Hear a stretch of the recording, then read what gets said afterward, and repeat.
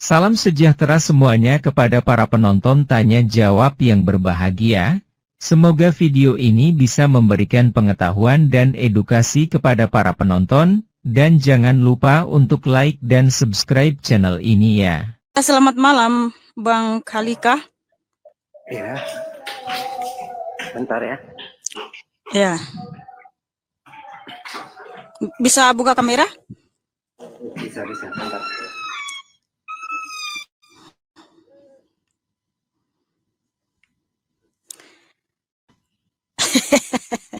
Iya, Neneng, iya. Salam kakak, salam juga Rizal.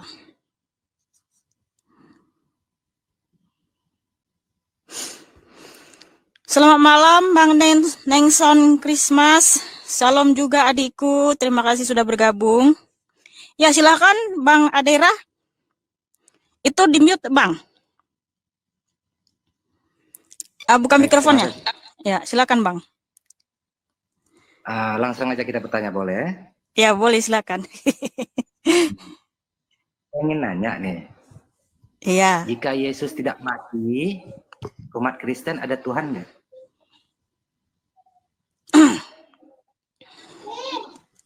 Baik. Saya jawabnya begini. Sesuai dengan firman Tuhan. Enggak, simpel aja Mbak Nikana. Oke. Jika Yesus tidak mati, maka umat Kristen ada Tuhan. Simpel aja. Tidak Saya minum dulu. ayat. Ya, baik.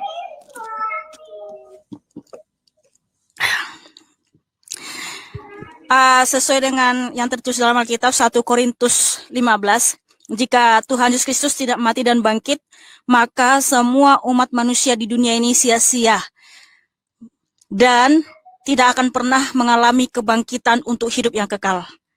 Itu Abang. Jadi sebelum ada Yesus mati, Yahudi sudah punya Tuhan belum? Tuhan Yesus itu memang Tuhan mereka, karena Tuhan Yesus itu kan Yod-Heh-Vav-He Elohim itu sendiri. Tuhan Yahudi. Iya. Bukan hanya Tuhan Yahudi, bukan hanya Tuhan Yahudi, Abang, tapi Tuhan semesta alam yang tertulis di Yesaya 44 ayat 6 bahwa Yod-Heh-Vav-He adalah Tuhan semesta alam, dialah yang awal dan akhir, tidak ada Allah selain Dia. Gitu. Jadi jika memang Yesus Tuhan semesta alam, Dia kan menunjukkan jati dirinya. Betul? Iya. Nah, menunjukkan jati dirinya kepada umat yang ada di Bethlehem, tempat dia kelahiran. Iya. Betul? Nah, satu pertanyaan saya. Jika memang dia berasistensi menunjukkan dirinya sebagai Tuhan, kenapa dia tidak mengatakan dirinya adalah Tuhan? Iya, jadi gini saudaraku Adera. Iya. Senyum Amang juga manis sekali. Iya. Jadi gini loh saudaraku. Tuhan Yesus Kristus itu disalibkan justru karena dia mengaku Tuhan, Abang. Tetapi ahli-ahli Taurat, orang Farisi, ya tidak menerimanya atau menyangkal. Bahkan mereka menganggap Tuhan Yesus itu menghujat. Arti menghujat itu adalah menyamakan dirinya dengan Allah itu sendiri. Itulah alasannya kenapa Tuhan Yesus itu disalibkan, Abang. Jadi karena karena Tuhan Yesus itu mengaku nabi. Mengaku nabi. Maksudku mengaku Tuhan. Maksud saya gini, justru orang banyak kan di Israel itu mengatakan yang tertulis di Matius 21 ayat 11. Inilah dia Nabi Yesus dari Galilea. Nah, ketika orang banyak mengaku Tuhan Yesus itu nabi, orang Farisi, ahli Taurat nggak komplain. Nggak ada yang marah, tetapi ketika Tuhan Yesus itu disebut Sang Mesias, dia akan dikucilkan, yaitu yang tertulis di Yohanes 9 ya. Jikalau ada yang menyebut Tuhan itu Sang Mesias, itu akan dikucilkan. Nah, Tuhan Yesus itu mengaku dia adalah Sang Mesias, dia adalah Tuhan yang turun dalam naungan awan, dia adalah Elohim atau Allah itu sendiri, maka dia disalib, abangku. Gitu. Ha-ha. Berarti apa enggak sia-sia jika Tuhan Yesus menyatakan dirinya dalam bentuk fisik sebagai Tuhan, setelah itu kok disalib gitu, kan kasihan gitu. Padahal Tuhan Yesus sudah menampakkan diri bahwa inilah saya Tuhan. Gitu. Jadi kok nggak diterima gitu. Ya itu karena memang iya Yohanes 1 ayat 10 sampai 11 ya, bahwa Tuhan Yesus Kristus itulah yang menjadikan dunia. Ia datang kepada milik kepunyaannya, tetapi milik kepunyaannya itu tidak menerimanya, bahkan menyalibkan. Nah, kalau kita bilang kasihan, sudah ada juga yang kasihan sama Tuhan Yesus waktu itu ya. Nih, ada kok yang kasihan sama Tuhan Yesus, Abang. Waktu dia disalib, perempuan Yerusalem itu menangis. Nah, di Lukas 23 ayat 27 sampai 28. Sejumlah besar orang mengikuti dia. Di antaranya banyak perempuan yang menangisi dan meratapi Tuhan Yesus. Jadi perempuan-perempuan Yerusalem itu kasihan, Abang. Bahkan meratapi Tuhan Yesus. Tapi apa jawab Tuhan Yesus, Abangku? Kita baca Lukas 23 ayat 28. Yesus berpaling kepada mereka dan berkata, "Hai putri-putri Yerusalem, jangan kamu tangisi aku, melainkan tangisilah dirimu sendiri dan anak-anakmu." Nah tuh, ketika Tuhan Yesus juga waktu itu ditangkap, Tuhan Yesus menyatakan kok, "Kamu sangka aku tidak bisa menurunkan bala tentara malaikat dari surga untuk menumpas semua orang yang menyalibnya?" Bisa, Abang. Jadi kita tidak perlu Abang bilang kok kasihan gitu. Justru Tuhan menyatakan kepada orang yang kasihan sama dia, jangan tangisi aku, tangisilah dirimu dan anak-anakmu. Karena Tuhan Yesus tahu, Bang, ketika dia mati, dia akan bangkit pada hari yang ketiga. Dia akan menyatakan kemuliaannya. Justru di dalam pengorbanannya dari kayu salib itulah, Abang, dia menyatakan kemuliaan bagi bangsa. Karena di dalam penyaliban Tuhan Yesus ada keselamatan, ada kehidupan kekal. Dia mati dan bangkit pada hari yang ketiga, supaya setiap orang yang percaya kepadanya juga ikut bangkit untuk hidup yang kekal, Bang. Dan Tuhan Yesus ketika dia turun ke alam maut, dia juga membebaskan manusia-manusia yang ada di alam maut yang telah meninggal. Ketika Tuhan Yesus bangkit, mereka pun ikut bangkit, yang tertulis di Matius 27 ayat 50 sampai 53. Nah, makanya tadi Bangku bilang, jika Kristus tidak mati dan bangkit, yang rugi itu adalah semua umat manusia di dunia ini. Tidak akan ada kebangkitan, tidak akan ada keselamatan.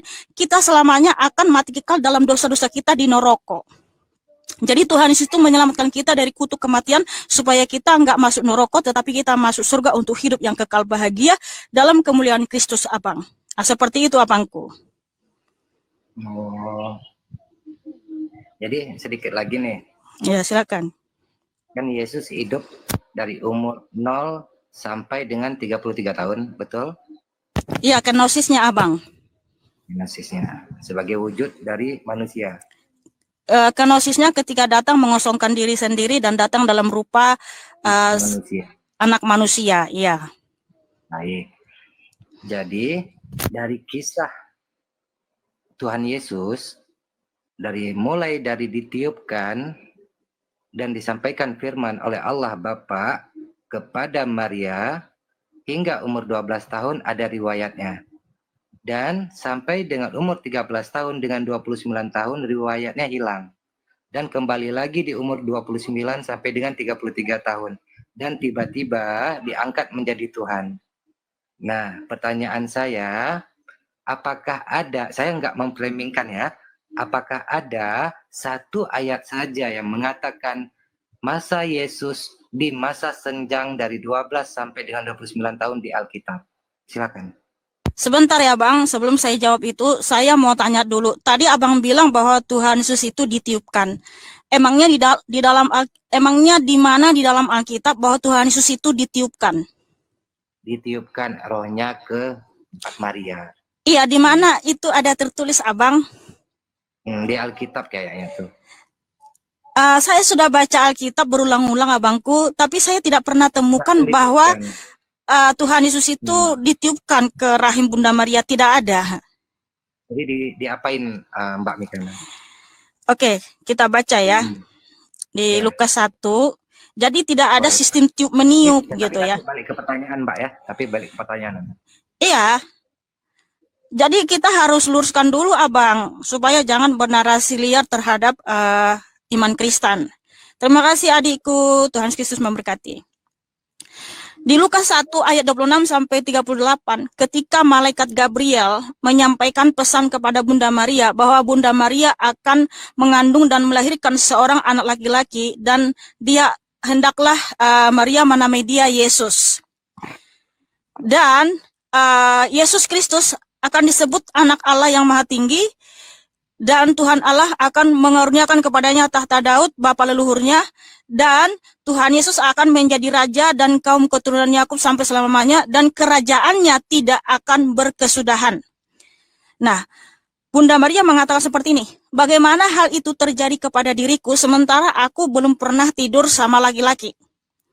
Lalu malaikat itu mengatakan, Roh Kudus akan turun atasmu dan kuasa Allah yang Maha Tinggi akan menaungi engkau.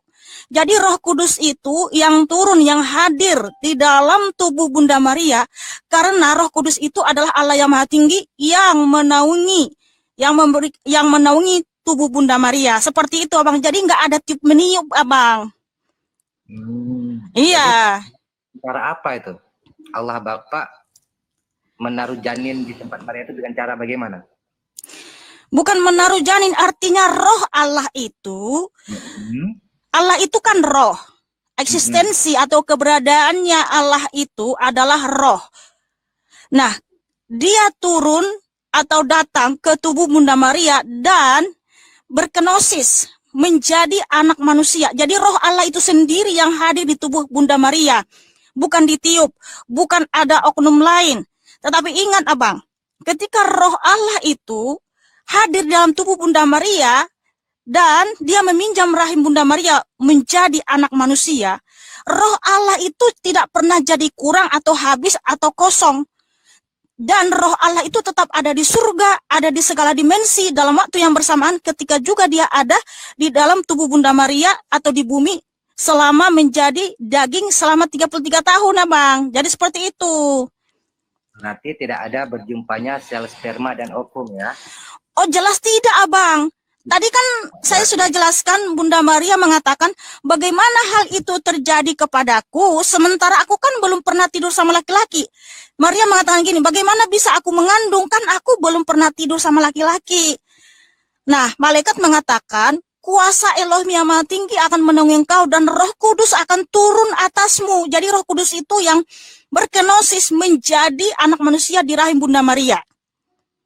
Makanya disebut anak Allah yang Maha Tinggi. Tidak ada ditiup-tiup Abang. Boleh. Berarti Maria sudah mengetahui kalau Yesus itu Tuhan, tidak kandungan. Iya, makanya Elizabeth ketika Bunda Maria di dalam masih mengandung, itu Elizabeth mengatakan gini sama Maria. Di Lukas 1 ayat 43. Ketika Maria mengunjungi sanaknya itu Elizabeth, lalu waktu itu Elizabeth itu juga lagi mengandung juga ya, mau melahirkan Yohanes Pembaptis. Nah, Elizabeth mengatakan gini di Lukas 1 ayat 43, siapakah aku ini sampai ibu Tuhanku datang mengunjungi aku? Dan kemudian Bunda Maria itu memuji memuliakan ya Elohim yang Maha Tinggi yang telah melakukan perbuatan yang besar kepadanya. Makanya di Matius 28 ayat 1 sampai 9 di situ Bunda Maria dan Maria yang lain itu menyembah Tuhan Yesus ketika Tuhan Yesus sudah bangkit dari kematian. Berarti Maria sudah mengetahui ya di dalam kandungannya itu adalah Tuhan gitu ya. Itu adalah Sang Mesias ya. Karena dia wanita yang terpilih untuk menggenapi nubuatan di Kejadian 3 ayat 15, Yesaya 7 ayat 14. Kan Bunda Maria itu seorang Yahudi. Tentu saja dia sudah membaca hukum Taurat atau perjanjian lama. Dan dia sudah paham. Artinya dia adalah wanita yang terpilih itu gitu loh. Kenapa orang di zaman masa dulu di Bethlehem pada saat Yesus lahir tidak ada yang mengimani kalau itu adalah Tuhan? Silakan. Harusnya kalau emang tahu itu adalah Tuhan yang dilahirkan oleh Maria, secara otomatis, tidak perlu otomatis, yang pastinya alam semesta jagat raya sudah mengetahui bahwa ini adalah Tuhan yang datang ke bumi, ke dunia kita. Kenapa pada masa itu di saat Yesus lahir dari usia 0 sampai dengan 12 tahun tidak ada yang mengatakan dia adalah Tuhan. Silakan. Iya, jadi gini saudaraku.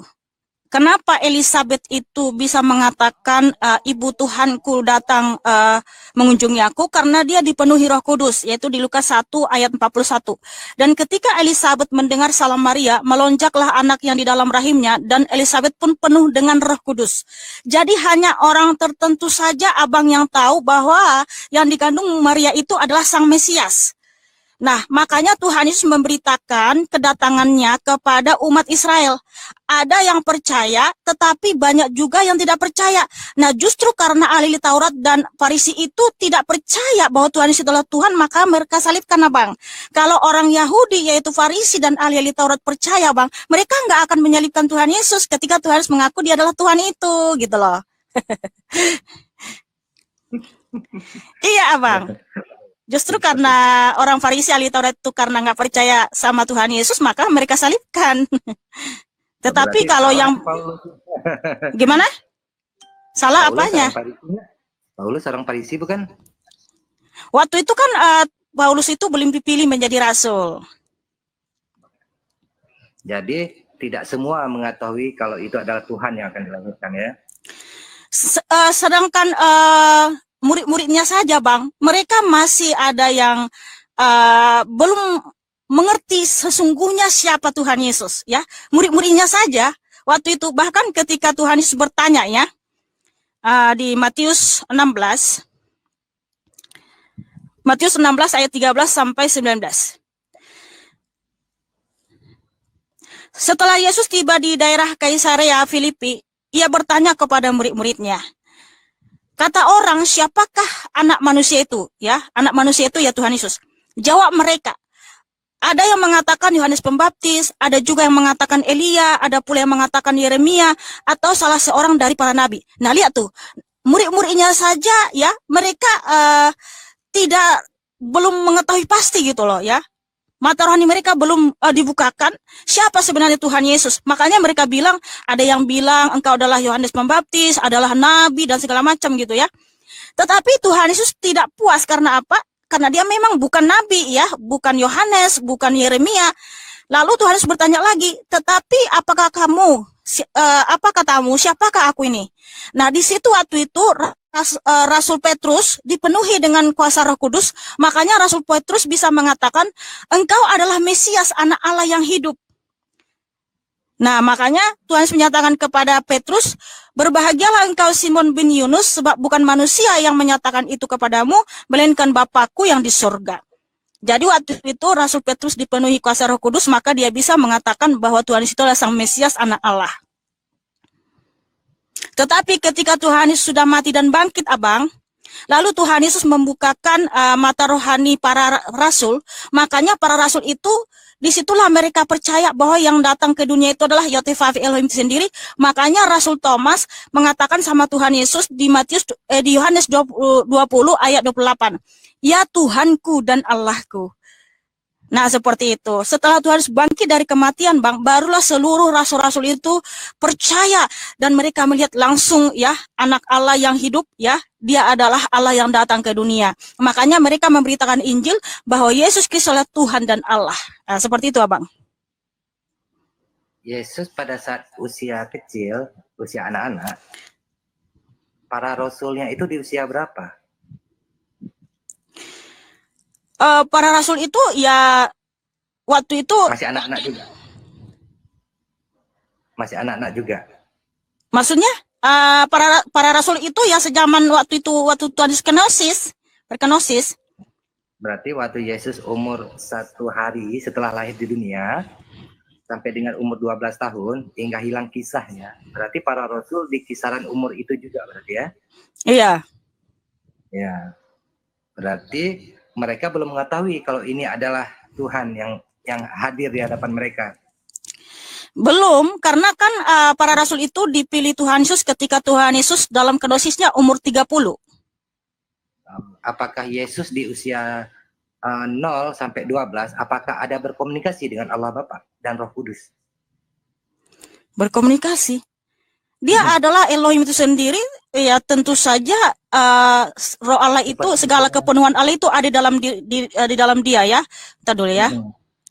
Seperti ini contohnya, pada saat dia disalib, dia meminta pertolongan Allah Bapaknya. Pada saat menyembuhkan orang buta, orang kusta, dia meminta pertolongan dari Bapaknya, berikan mukjizat, menghidupkan orang mati, dan minta pertolongan Bapaknya, membuat burung merpati, dia meminta pertolongan Bapaknya. Nah, pada usia 1 sampai dengan 12 tahun, apakah dia ada melakukan kontak komunikasi dengan Allah Bapaknya? Gitu. Silakan. Iya, di dalam koneksisnya Tuhan Yesus ketika dia datang menjadi anak manusia, ya pasti selalu berkomunikasi dengan Roh Allah yang ada di surga ya. Makanya Kolose 2 ayat 9 tertulis, sebab dalam dialah berdiam secara jasmania seluruh kepenuhan keallahan. Lalu bang saya akan luruskan bahwa Tuhan Yesus tidak pernah minta tolong, ya, tidak pernah minta tolong. Lalu Tuhan Yesus itu kalau membuat mujizat, kuasa itu berasal dari dirinya sendiri. Di mana Tuhan menyatakan di Lukas 8 ayat 46 bahwa kuasa untuk menyembuhkan, kuasa untuk menghidupkan orang mati itu berasal dari dirinya sendiri, abang. Tidak ada izin dari manapun, tidak ada pemberian dari manapun, tapi kuasa itu berasal dari dirinya sendiri, abang. Kemudian, abang, Tuhan Yesus ketika datang berkenosis ke dunia 2000 tahun yang lalu, Tuhan Yesus tidak pernah menciptakan burung dari tanah liat. Tidak pernah. Karena apa? Tuhan Yesus jikalau membuat mujizat ada manfaatnya bagi orang lain, bagi umat manusia demi kemuliaan namanya. Kalau membuat burung dari tanah liat untuk apa, abang? Apakah mau anggar jago, mau anggar kekuatan? Karena Tuhan Yesus di zaman Adam sudah menciptakan segala jenis burung-burung di udara dengan baik, dengan sempurna. Jadi untuk apa lagi dia menciptakan burung dari tanah liat? Nah, tetapi abang memang ada ya tulisan atau buku Thomas. Nah, buku Thomas ini penulisnya adalah bukan para rasul, tetapi orang-orang yang berpikiran untuk menentang Tuhan Yesus. Dan di dalam buku Thomas ini dituliskan bahwa Tuhan Yesus, bahwa yang namanya itu bukan Yesus ya. Yang namanya Yesus pernah ya berbicara waktu masih bayi, dan waktu masih anak-anak dia menciptakan 12 ekor dari tanah liat. Itu di buku Thomas, abang, buku dongeng itu, abang. Penulisnya itu bukan para rasul, ya. Karena Tuhan Yesus tidak pernah menciptakan burung dari tanah liat. Untuk apa lagi dia ciptakan burung dari tanah liat? Kan dia sudah ciptakan burung-burung di udara itu waktu zaman Adam. Untuk apa?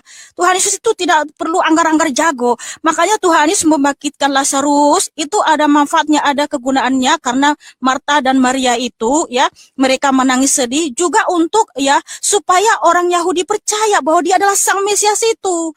Kemudian dia membangkitkan orang mati, menyembuhkan orang sakit, lalu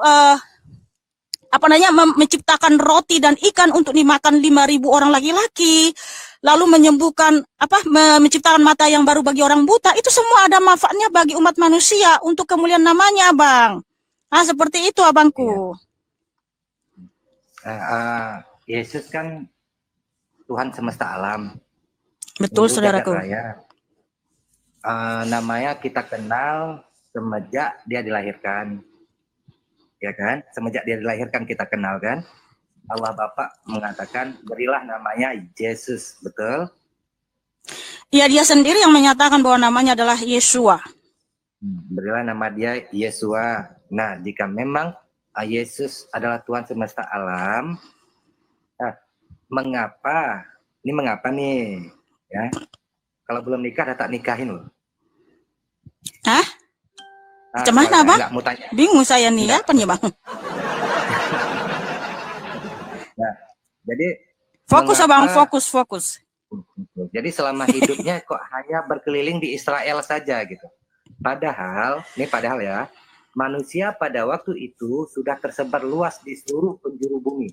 Nah, kenapa dia yang Tuhan semesta alam selama hidupnya hanya berkeliling di wilayah Israel saja? Silakan. Iya, Abang. Ada di ini ya, ada di Matius ya, Matius 15:24. Silakan. Itulah kenapa Tuhan menyatakan aku diutus hanya kepada Israel, ya kan? Karena hukum Taurat itu diberikan hanya kepada bangsa Israel. Nah, Tuhan Yesus datang untuk menggenapi hukum Taurat ini, Abang. Dan keselamatan itu datang dari bangsa Yahudi. Yohanes 4 ayat 22. Setelah Tuhan Yesus menggenapi hukum Taurat, karena dalam hukum Taurat ya, bahwa untuk menyucikan dosa-dosa itu harus melalui darah yang suci ya. Di mana di Ibrani 9 tertulis, nih kita baca dulu Abang. Ibrani 9 itu tertulis seperti ini. Dan hampir segala sesuatu disucikan menurut hukum Taurat dengan darah. Dan tanpa penumpahan darah tidak ada pengampunan. Jadi di dalam hukum Taurat itu intinya adalah bagaimana mendapatkan penebusan atau pengampunan supaya hidup yang kekal harus melalui penumpahan darah. Nah, Tuhan sudah datang menggenapi ini, Abang. Makanya dia datangnya ke bangsa Israel karena hukum Taurat tadi kan hanya diberikan kepada bangsa Israel. Dan bangsa pilihan itu hanya bangsa Israel waktu itu. Nah, makanya Tuhan Yesus datang ke bangsa Israel. Setelah Tuhan Yesus menggenapi hukum Taurat dengan memberikan darahnya yang suci sebagai pengampunan untuk umat manusia di seluruh dunia ini yang percaya kepadanya, dia mati dan bangkit pada yang ketiga, maka Tuhan Yesus memberikan perintah kepada rasul-rasulnya, Matius 28, pergi, beritakanlah Injil, jadikan semua bangsa muridku, dan baptislah mereka di dalam nama Bapa dan Anak dan Roh Kudus, dan ajarlah mereka melakukan segala sesuatu yang kuajarkan kepadamu, dan ketahuilah aku menyertai kamu sampai ke akhir zaman. Nah, makanya kita diberitakan Injil karena memang Tuhan itu untuk semesta alam, Abang. Jadi Yesus menyuruh untuk memberitakan Injil ke negeri ke seluruh dunia, supaya seluruh dunia tahu siapa Tuhan Allah yang benar, Sang Juru Selamat dunia itu hanya Tuhan Yesus Kristus, gitu Abangku. Berarti bertolak belakang lah ya dengan Matius 10 ayat 5 sampai 6, DRB 1582, KJP 1611 ya. Bertolak belakangnya di mana, Bang? Nah, baik. Coba saya bacakan ya. Karena kan di Matius 10 5 sampai 6, DRB 1582, KJP 1611. Oh, yang Tuhan Yesus itu yang bilang melarang mereka jangan menyimpang ya. Betul. Jangan kamu menyimpang, ya betul. Jangan kamu menyimpang ke jalan bangsa lain atau domba-domba masuk ke dalam kota Samaria. Melainkan pergilah kepada domba-domba yang hilang dari umat Israel. Pergi dan katakanlah dan beritakanlah kerajaan surga sudah dekat. Betul, Abang. Sebelum sebentar, bukan. Sebelum Tuhan Yesus menggenapi hukum Taurat di atas kayu salib, ini kan waktu Tuhan menyatakan kamu jangan menyimpang kemana-mana. Hanya di bangsa Israel dulu. Itu kan Tuhan Yesus belum menggenapi hukum Taurat dengan darahnya yang kudus, Abang.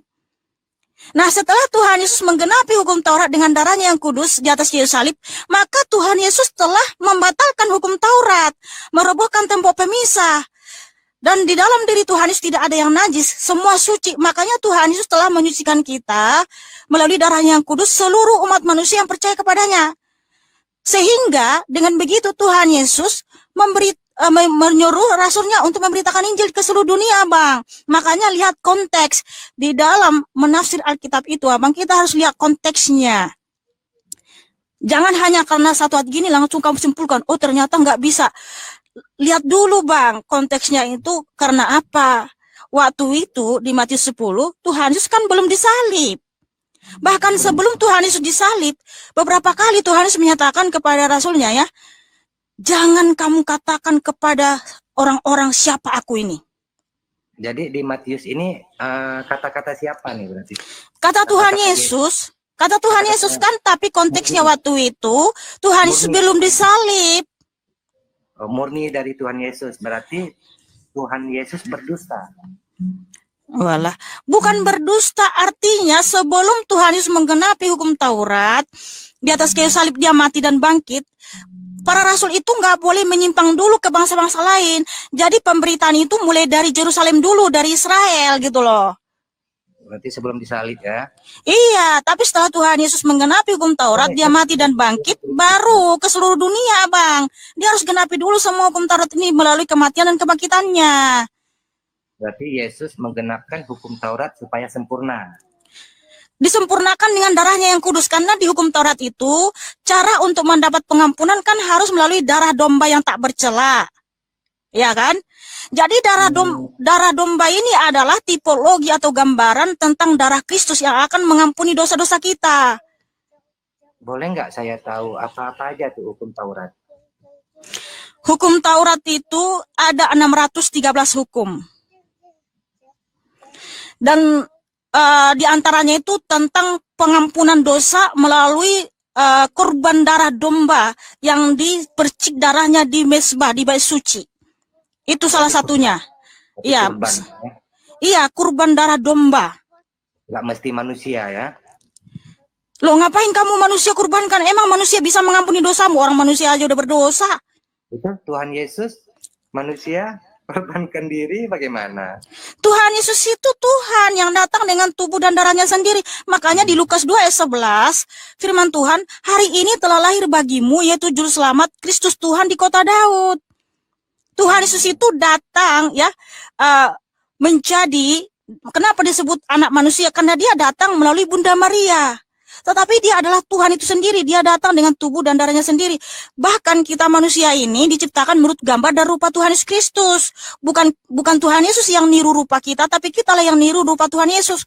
Makanya kenapa manusia itu adalah makhluk paling indah, makhluk paling mulia, makhluk paling berakal di antara semua ciptaan. Karena kita diciptakan menurut gambar dan rupa Tuhan Yesus yang tertulis di Kejadian 1 ayat 26 sampai 28, Abang. Berarti mengorbankan darah domba. Itu di perjanjian lama, di hukum Taurat itu darah domba dulu yang dikorbankan itu sebagai model aja, Bang, supaya kita nggak bingung tentang pengorbanan Tuhan Yesus di atas kayu salib. Makanya selalu saudaraku bacalah hukum Taurat dengan seksama supaya kalian nggak bingung tentang pengorbanan Tuhan Yesus di atas kayu salib dengan darahnya yang kudus untuk pengampunan dosa-dosa kita.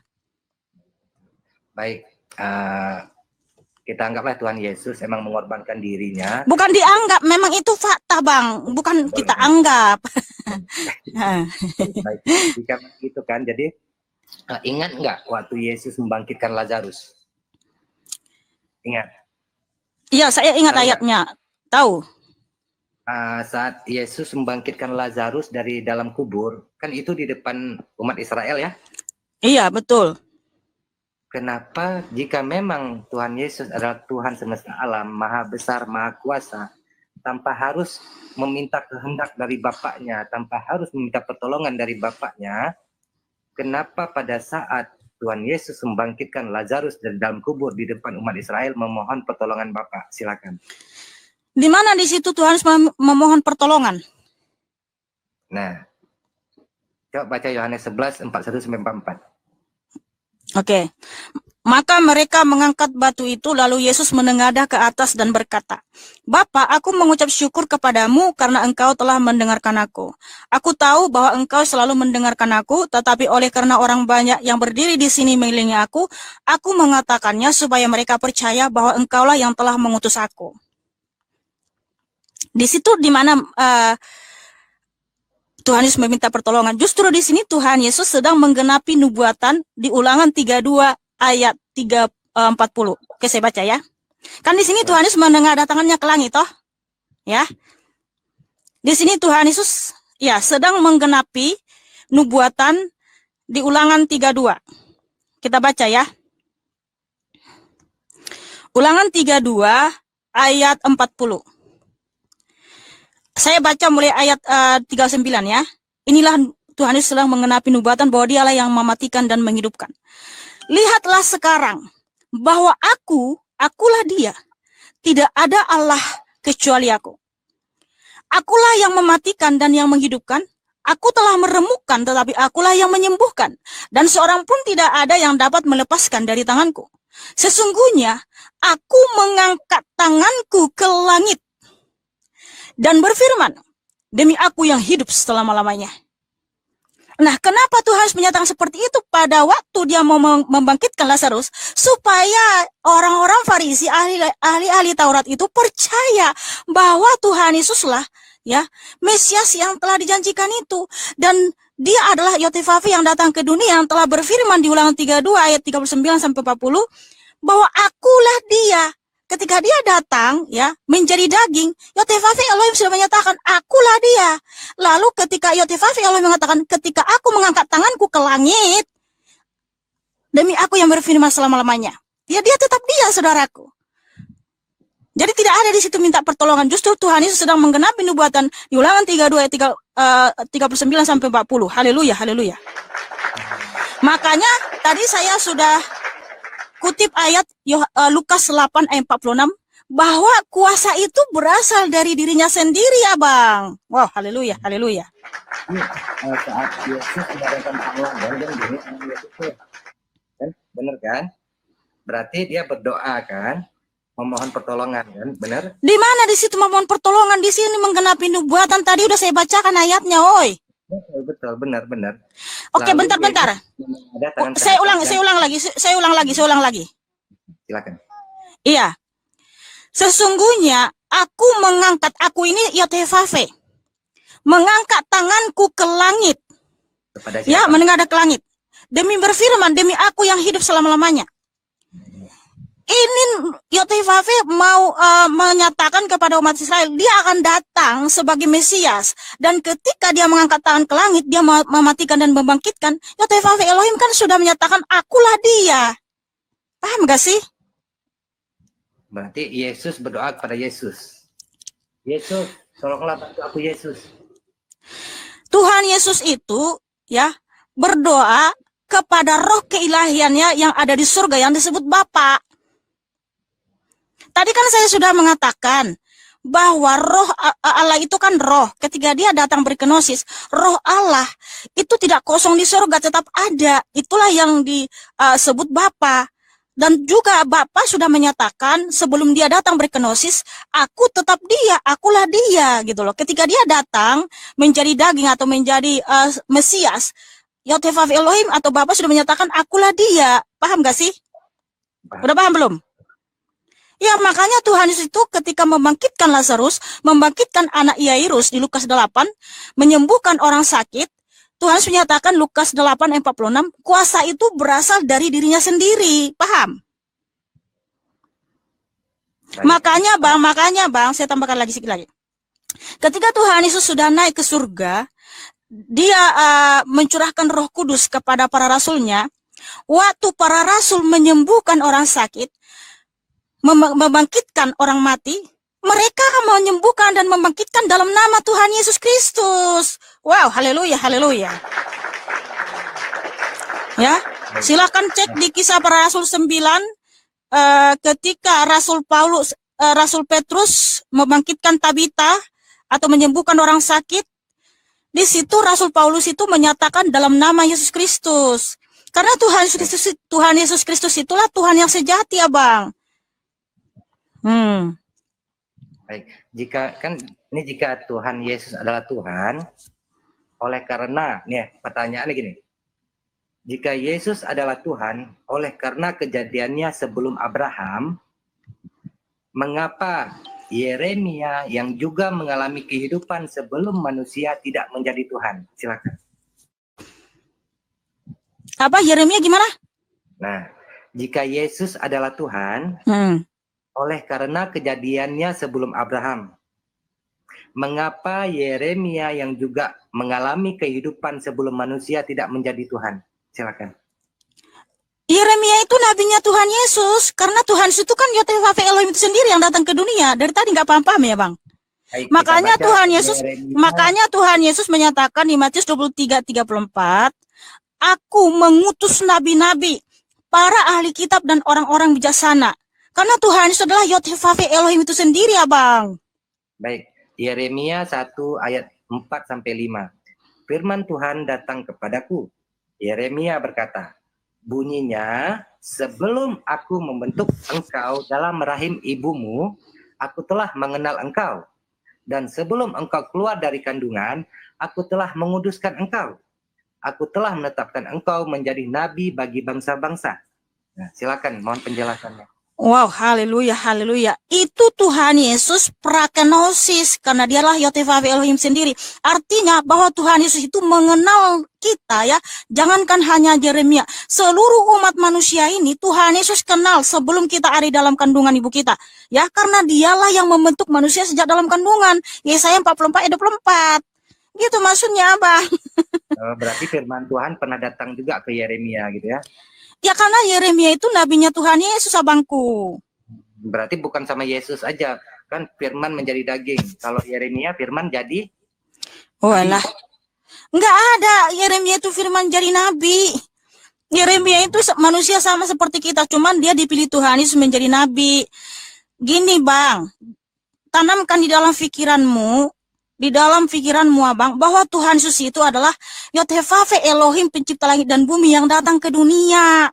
Bukan ya bukan manusia jadi Tuhan Yesus Kristus itu, bukan, tapi dia adalah Allah yang datang menjadi daging, menjadi anak manusia untuk memberikan pengampunan di atas kayu salib dengan darahnya yang kudus, gitu, Abang. Jadi kan Yesus lahir tanpa seorang ayah dan dari perawan muda Maria, Makasih, perawan suci. Bang Rili, makasih. Dari perawan suci, betul. Nah, jika Yesus Tuhan, karena ia lahir atas bantuan penuh Roh Kudus, kan bantuan penuh Roh Kudus itu. Bukan Ya, bantuan-bantuan, tapi Roh Kudus itu yang sendiri yang datang ke dunia. Roh Kudus datang ke dunia, datang Ya, ke Roh Kudus Maria. itu Allah itu sendiri juga. Kalau nggak ada Roh Kudus, misal Allah datang, bisa nggak jumpain Maria? Yang nggak ada kata bisa-bisa, udah terjadi ya, Bang. Sudah terjadi. Nah, ya iyalah. Okay. Gimana sih, Bang, ini? Kenapa Yohanes Pembaptis yang juga lahir atas bantuan penuh Roh Kudus dari seorang perempuan mandul yang tua yang namanya Elizabeth tidak menjadi Tuhan? Silakan. Yohanes itu karena mujizat yang diberikan Tuhan Yesus kepada ayahnya Imam Zakaria dan ibunya Elizabeth. Dan Yohanes Pembaptis itu ada ya karena Zakaria tidur sama istrinya Elizabeth. Jadi ada pertemuan sel telur dan sel sperma, Bang. Ngerti nggak?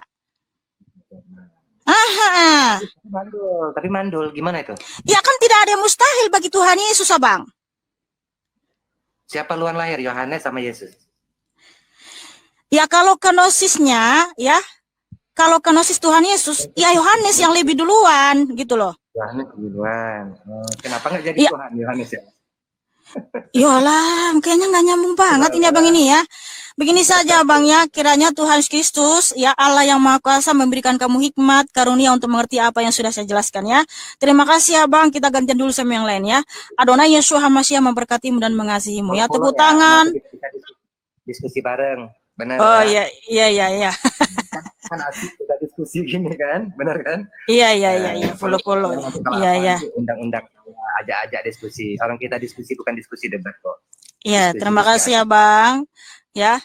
Bye bye. Shalom. Ya. Tepuk tangan buat Bang Adira yang cakep dan manis.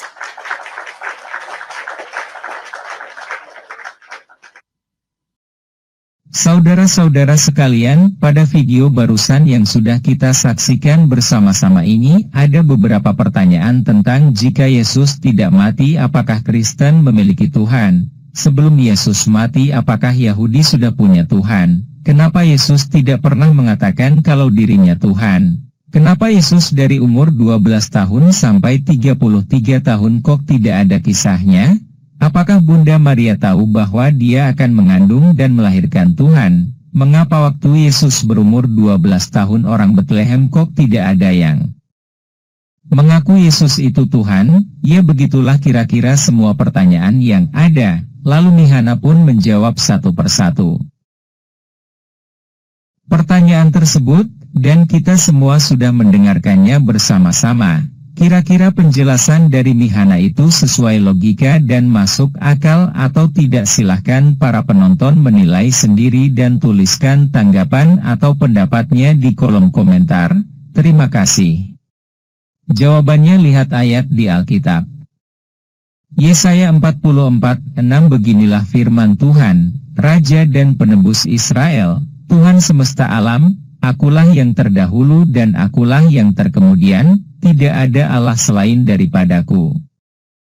Matius pukul 21:11 dan orang banyak itu menyahut, inilah Nabi Yesus dari Nazaret di Galilea.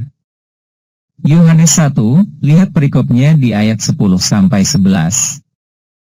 Lukas 23, lihat perikopnya di ayat 27-28. Matius 27, lihat perikopnya di ayat 50-53. Lukas pukul 1:43 siapakah aku ini sampai ibu Tuhanku datang mengunjungi aku? Matius 28, lihat perikopnya di ayat 1-9.